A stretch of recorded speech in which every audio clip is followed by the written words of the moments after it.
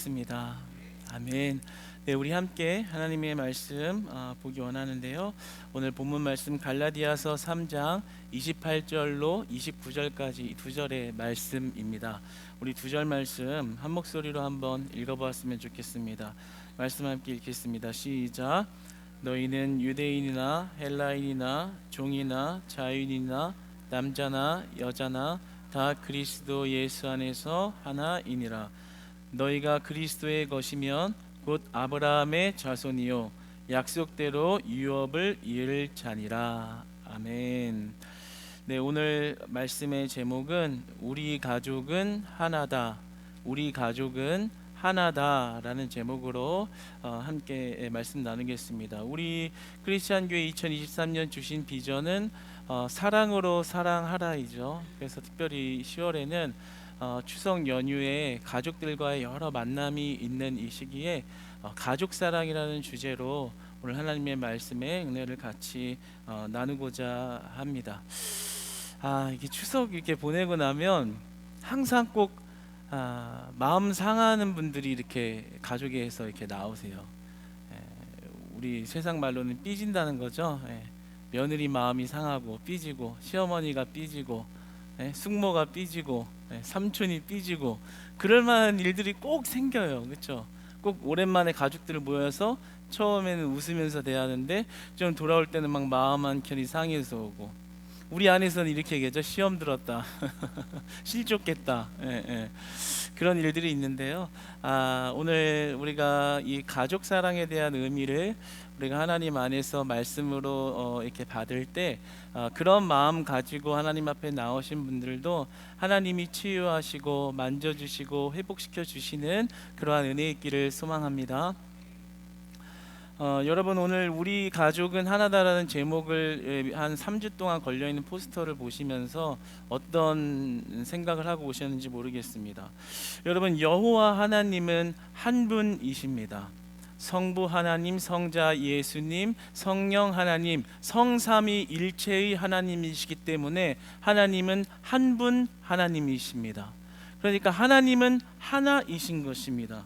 그리고 또한 우리의 믿음도 하나입니다. 하나님께서는 우리에게 두 마음을 품지 말라 하고 두 주인을 섬길 수 없다라고 말씀하셨습니다. 그것이 경제적인 것이든 나의 비전이든 나의 꿈이든 내가 가져야 하는 믿음의 중심은 오직 하나, 예수 그리스도밖에 없다라고 우리에게 말씀하셨습니다. 그러니까 우리의 믿음 또한 하나인 것입니다. 그리고 우리의 가족 역시도 하나가 되어야 합니다. 요즘에 우리가 창세기를 이렇게 계속 나가고 있는데 하나님은 우리에게 말씀하셨죠. 남자가 집을 떠나서 여자와 합쳐져 둘이 한 몸이 될지니라 라고 말씀하셨습니다. 이것은 단순히 남자와 여자와 부부만의 관계를 이야기하는 것이 아니라 가족 구성원 전체가 한 몸을 이루어야 하는, 하나 되어야 함을 말씀하고 있습니다. 그러므로 가정도 하나가 되어야 하는 것입니다. 하나님도 하나이시요 우리의 믿음도 하나요 우리가 이루는 가정도 하나됨을 이루는 가정이 되어야 한다라는 것입니다. 여러분이 여러분의 믿음이 하나 되시기를 축복합니다. 오직 하나님만 믿는 믿음으로 우뚝 서시기를 축복합니다. 그 하나님의 신실하신 인도함을 받기를 축복합니다. 또한 여러분의 가정이 하나 되시기를 축복합니다. 여러분의 가정이 하나됨을 이룰 때 그 성경의 놀라운 축복이 이어지는 것입니다. 그러니까 우리 가족은 하나다라는 그 제목은요, 단순히 가족이 의기투합을 해서 똘똘 뭉쳐야지 그럼 이런 말이 아니라요, 우리의 가정들이 주 안에서 하나됨을 이루어야 한다라는 그런 의미로 사실 이 제목을 지었습니다. 그런데 우리가 이렇게 주 안에서 하나 되는 가정을 이룬다라는 것은 결코 그렇게 쉬운 일만은 아닙니다. 특히 우리 대한민국에 사는 사람들은요, 민족적으로 그런 어려움의 문제를 안고 있습니다. 왜냐하면 우리의 조상들이 유교 국가였기 때문이죠. 그러니까 유교주의, 유교관을 가지고서 사랑하는 방법에 대한 어떤 뿌리가 우리 안에 심겨져 있기 때문에 그것이 성경에서 말하는 사랑과 하나됨과는 굉장히 상충되기 때문에 우리가 우리 안에 배어 있는 그 예습관이 하나님이 말씀하시는 하나를 이루는 가정, 그 사랑법하고는 조금 반대되는 길을 걷고 있다라는 겁니다. 맹자는 이렇게 말했죠. 친친인민애물이다 라고 말했는데요, 이것을 풀어서 이야기하면 사랑하는 데 차등을 뒀다라는 거예요. 처음에는 가족을 사랑하는 것을 우선으로 해야 할 것이며, 그 다음에 사람들, 이웃들을 사랑해야 할 것이며, 그리고 마지막으로는 세상 만물을 사랑해야 할 것이다. 이게 바로 유교관이 가지고 있는 어떤 사랑의 방법이에요. 공자 역시도 차별애주의를 굉장히 아주 분명하게 말하고 있죠.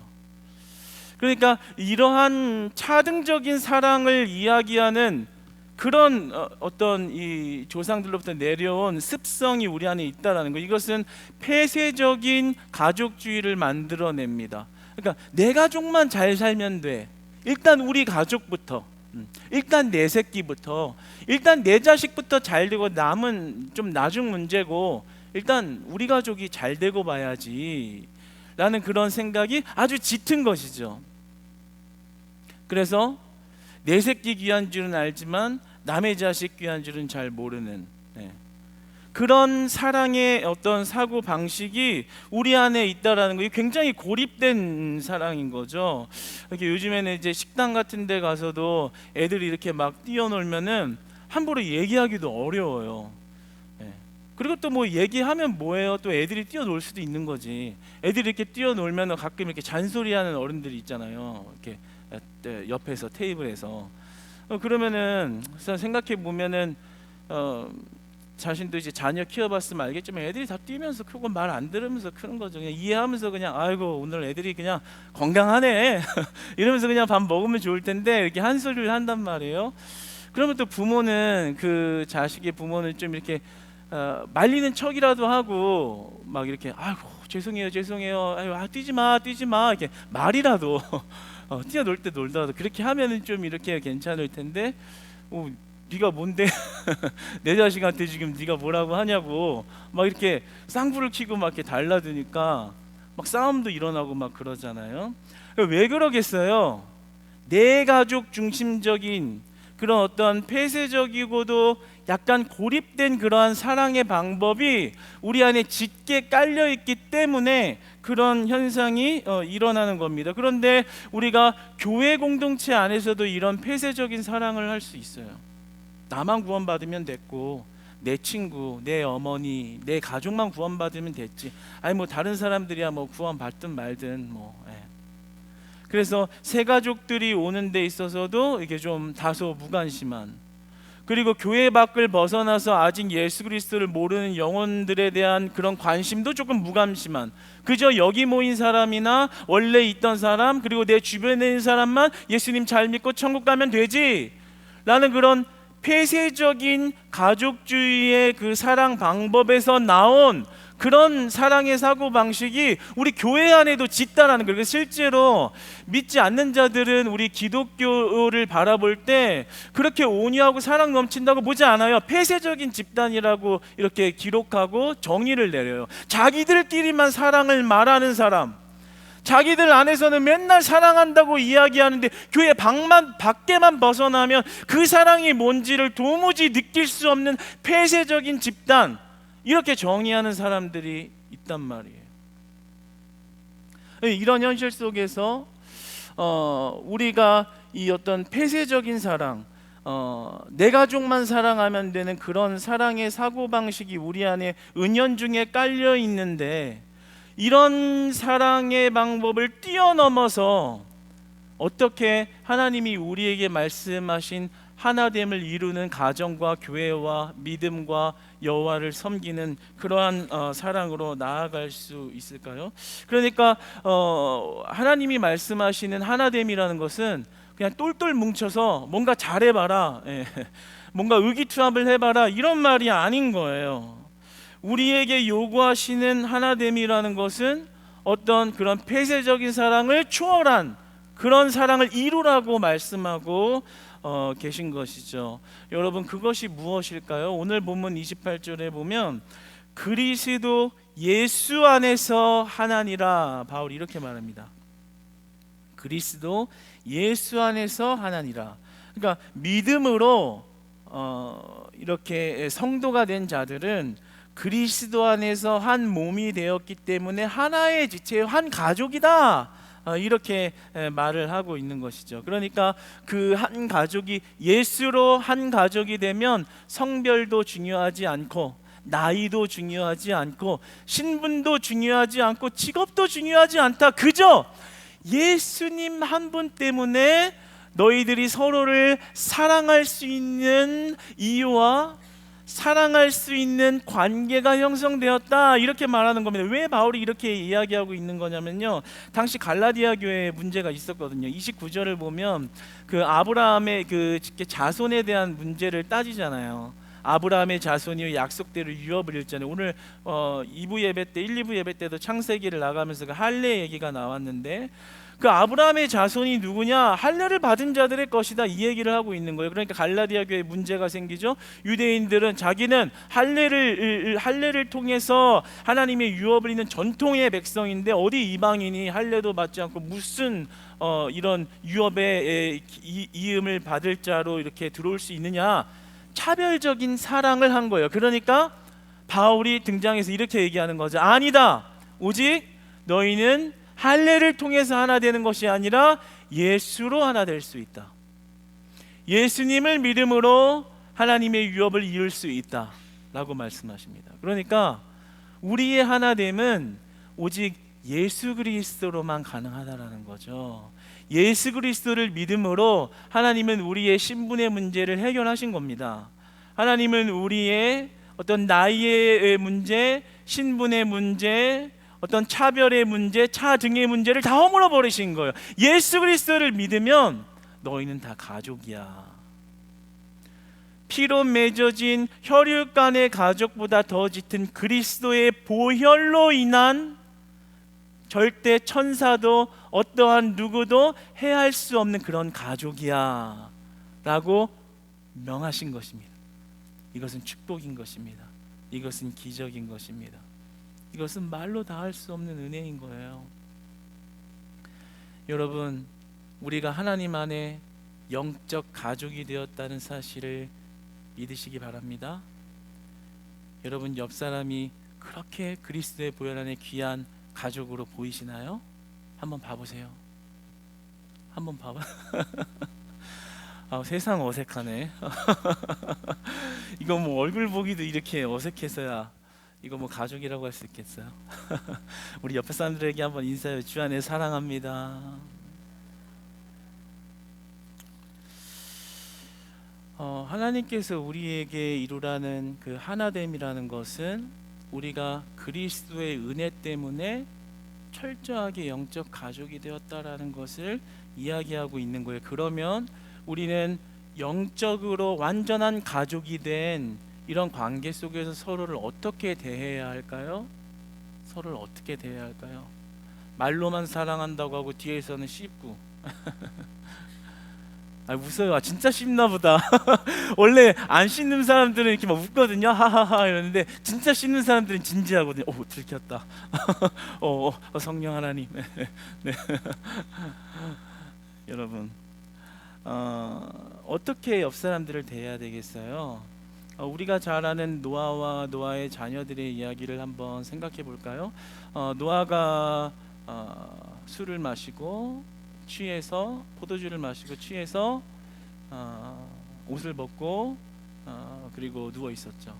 그 모습을 본 자녀들의 반응이 두 가지로 나뉘었죠. 여러분이 잘 알던 함은 보자마자 아버지가 저렇게 못 볼 꼴을 보였다라고 떠벌렸고, 그리고 셈과 야벳은 얼른 들어가서 아비의 그 허물을 덮어서 이렇게 쉬쉬하면서 그의 허물을 덮어주는 모습을 보게 기억합니다.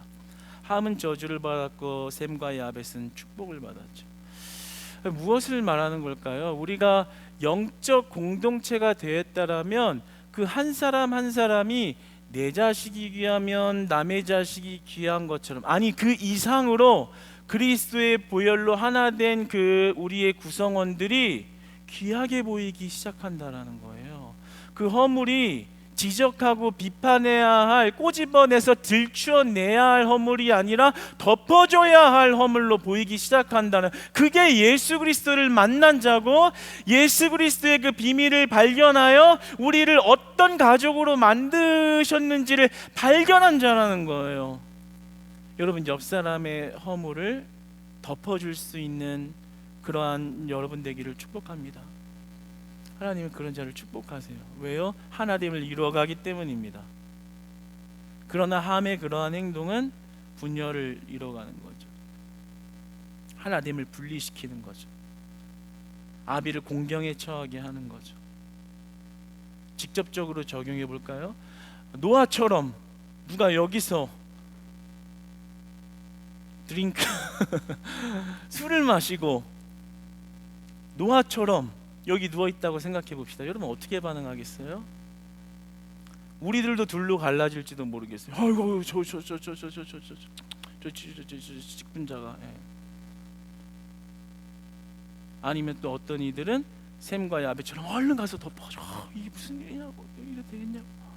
그래서 그분을 토닥여서 빨리 정신 차리게 해서 다음엔 다시 그렇지 못하게, 뭐 그렇게 할지도 모르겠어요. 여러분, 우리가 오늘 말씀을 통해서 좀 시각이 열려졌으면 하는, 믿음의 시각이 열려졌으면 하는 것은요, 하나님이 우리를 귀한 영적 공동체로 하나 되게 하셨고, 자꾸만 둘이 되려고 셋이 되려고 하는 우리를 하나됨을 이루라고 말씀하시는 그 은혜를 발견했으면 좋겠습니다. 그 은혜를 발견했으면 좋겠습니다.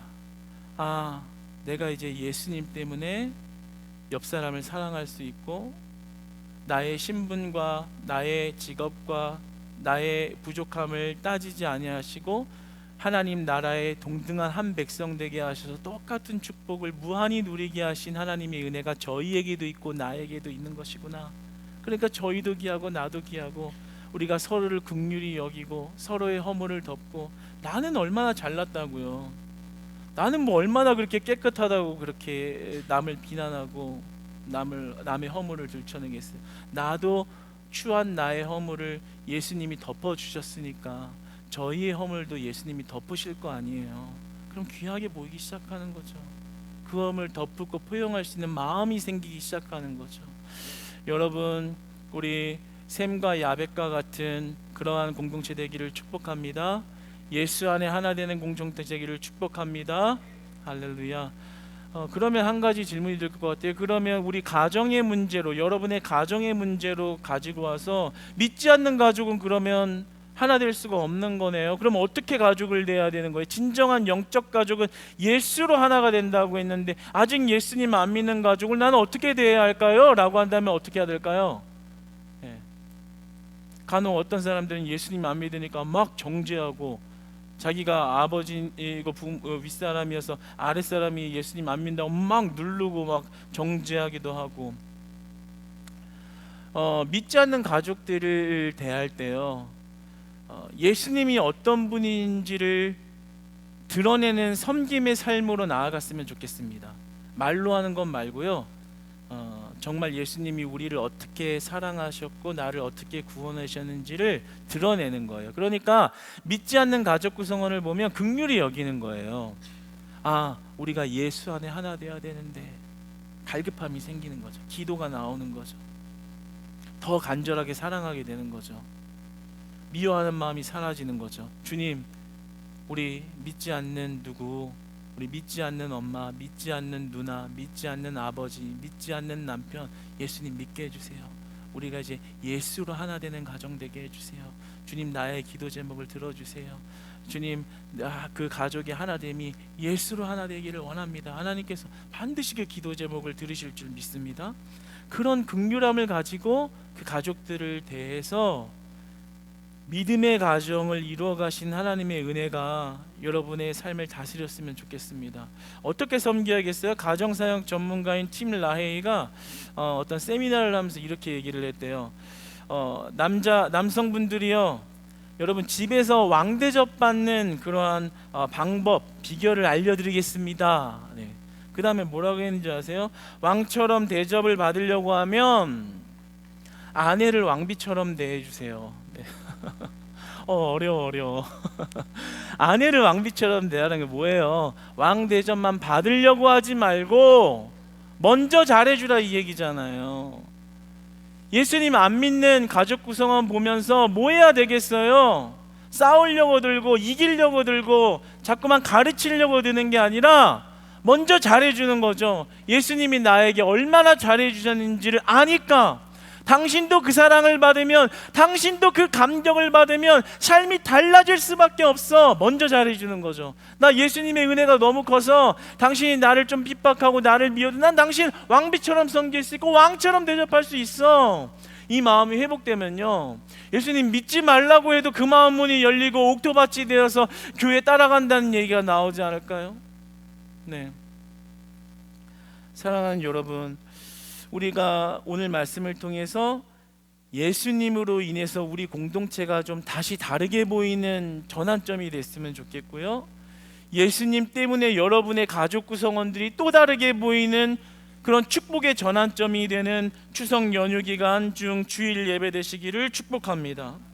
저도요, 저희 그 부모님이 이 교회를 세우고 하나님의 나라의 일을 하기 위해서 희생한 이야기와 그것 때문에 저희 가정이 희생당한 이야기를 하자면 정말 몇 날 며칠을 해도 부족할 거예요. 전 나중에 좀 제가 편안하게 그런 말을 할 수 있을 때가 되면 막 간증을 하고 사람들을 위로하고 세우고 막 리더들을 세우는데 그런 이야기들을 해주고 할 그런 마음을 품고 있는데, 그런데 제 안에 어떤 이야기를 하려고 하는 거냐면, 그러한 인생의 과정이 있다 보니까 가족 구성원들을 볼 때 좀 사랑과 긍휼의 마음이 들어요. 만약에 세상 일만 하려고 하다가 고생당하고 어려운 일 당한 거면 그렇게까지 긍휼한 마음이나 애틋한 마음이 안 들 텐데, 예수님 때문에 고생을 당하고 예수님 때문에 희생을 당한 그러한 인생의 사연들이 정말로 고통스럽고 희생적이기도 하지만 그것으로 인하여 참된 가치로움과 영광스러움의 유업을 이어간다는 사실을 보면 그 모든 것이 긍휼과 사랑과 영광스러움이 복합되어지고 어우러져서 우리 안에 기쁨으로 다가오게 되는 것이죠. 그러니까 예수 안에서 그 가족 구성원을 바라보면 용납이 되고 용서가 되고 이해가 되고 품는 것이 되는 거예요. 인간적으로 사랑하고 인간적으로 잘해주고 인간적으로 이렇게 섬김을 받으려고 하는 그런 관계가 끊어지는 것이죠. 사랑하는 여러분, 여러분의 영적 가족들이 귀하게 보이기를 축복합니다. 옆 사람들이 귀하게 보이는 시간 되기를 축복합니다. 다시 한번 옆 사람 봐보세요. 너무 어색해. 평상시에 좀 우리 좀 많이 이렇게 좀 보면서 인사는 맨날 하는데 이렇게 아이 컨택하는 게 이렇게 어색한 일이었나? 그냥 어두침침해서 안 보여. 잘 안 보이는 건가? 예. 왜 이렇게 굳어 있는 것 같지? 기분 탓인가요? 예. 네, 사랑하는 여러분, 진짜 오늘 말씀을 이렇게 받으면서요, 우리가 예수 안에 하나 됐다는 그 사실이 우리 안에 놀라운 감격으로 옆 사람을 바라볼 수 있는 그런 시선으로 변화된다면 얼마나 좋을까라는 그런 간절함이 들었습니다. 이제요, 옆 사람을 귀하게 바라보시고요, 소중하게 바라보시고요, 그 허물을 덮어주어야겠다라는 그런 예수의 믿음으로, 예수 믿는 믿음으로 이렇게 회복된 삶 되기를 축복합니다. 여러분의 가족들 사랑하세요. 인간적으로 사랑하고 인간적으로 잘해주고 인간적으로 왕대접 받으려고 하지 마시고요, 예수 안에서 사랑해 보세요. 여러분이 지금 미워하는 마음 가지고 이 자리에 온 것 돌아가서 용서하시길 바랍니다. 그리고 품으시기를 바랍니다. 그리고 너그럽게 안아주시기를 바랍니다. 예수 그리스도의 넉넉함이 여러분의 가정을 다시 다스려갈 때 진정으로 하나님 말씀하시는 하나됨, 우리의 믿음이 하나이듯 여러분의 가정을 예수로 하나 되게 하시는 그 놀라운 은혜가 여러분의 삶의 현장에 충만하시기를 주님 안에서 축복합니다. 잠시 기도하겠습니다.